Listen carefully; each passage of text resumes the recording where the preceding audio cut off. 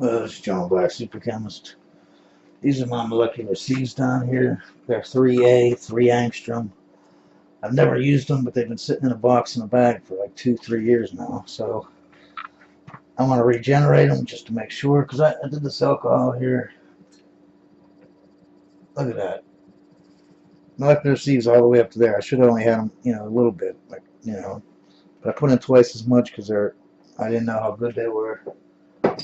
So might as well just regenerate them and make sure they're perfect. Angstrom or 3A angstrom, 3 angstroms or 3A. Angstrom means just a size, you know what I mean? I think it's 100 picometers.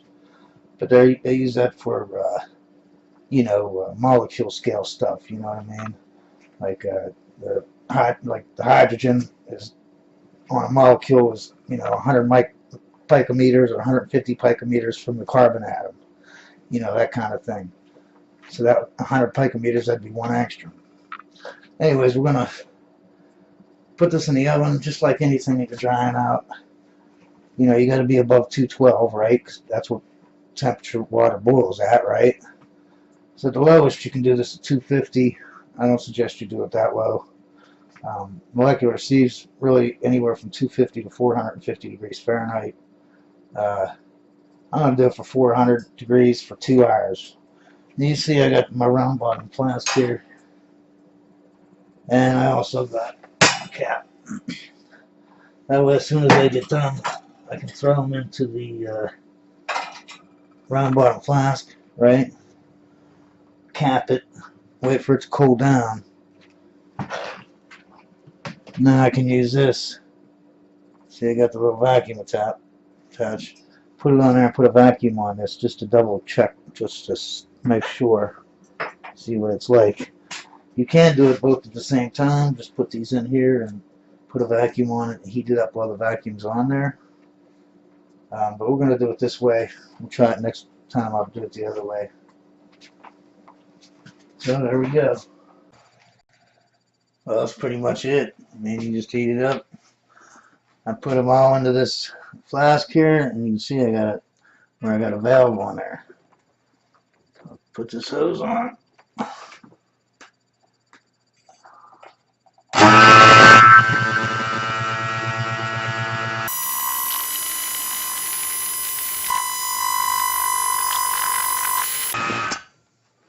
That's it. Now I got a vacuum on there.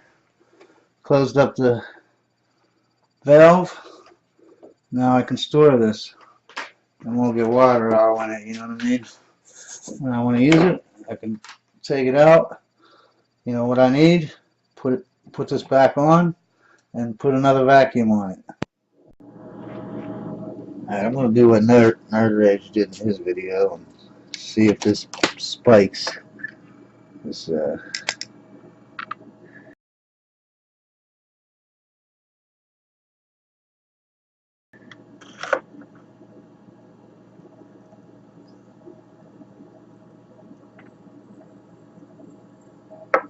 holy crap! Yes, it spiked. Went from 10 degrees to 30 degrees and it's still going up. So we'll come back and see how much that is later on. It's 35, 36. I want you to, the thing I just did with the water, adding them to the sieves, it did a spike of 35 degrees Celsius. Okay, it jumped up 35 degrees. It probably should have been maybe 60, 70 degrees jump, so they're not perfect, that's for sure. Now I did the same thing with methanol. I didn't show it, but I put some molecular sieves in there just like I did with the water. I poured some methanol on it, and there was a spike immediately, 5 degrees Celsius. An hour later I noticed it was, or a half hour later, 20 minutes later, whatever, I noticed it had spiked 10 degrees. So it is absorbing methanol. If you want to see, Nerd Rage has a better video on that. Go check it out where he does the same thing. I would have never even thought about the methanol. Now, I put it in this ethanol here, and it's not soaking up the ethanol, so hopefully there's just some 4A holes in the sieves. instead of 5 or 6 where it's going to soak up the ethanol too, you know what I mean? So they're not great, but as you'll see, they do work. So 2 videos ago I did anhydrous ethanol, how to make vodka anhydrous, and it didn't work. Alright, I mean, don't get me wrong, if you follow the video, that's exactly how you do it. The only problem is after 3 days of storing the alcohol with molecular sieves, I had the same density, which means I have the same, it didn't soak up any water. The reason why is because those were old sieves.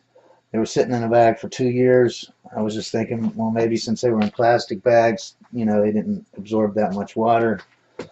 Apparently they absorbed all water. So I regenerated it, as you've seen. I distilled some more vodka.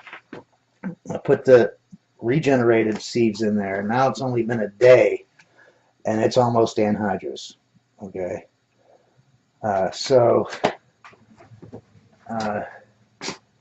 It does work. I just had to put in a little bit extra sieves. Anyways, it's a nice, easy video. Hope you all have a great day, and always remember, science is great.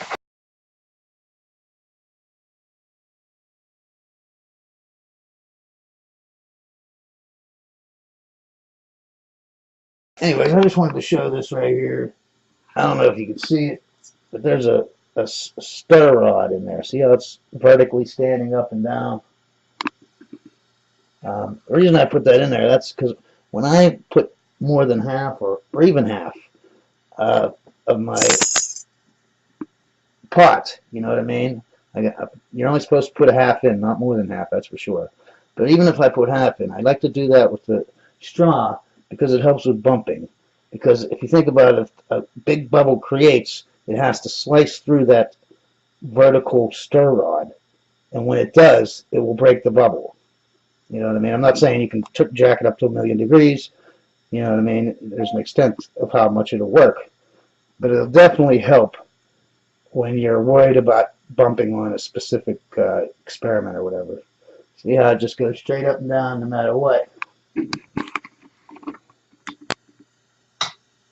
It's going to have to slice through there if any big bubbles are created. Anyways, you all have a great day, and remember, science is great.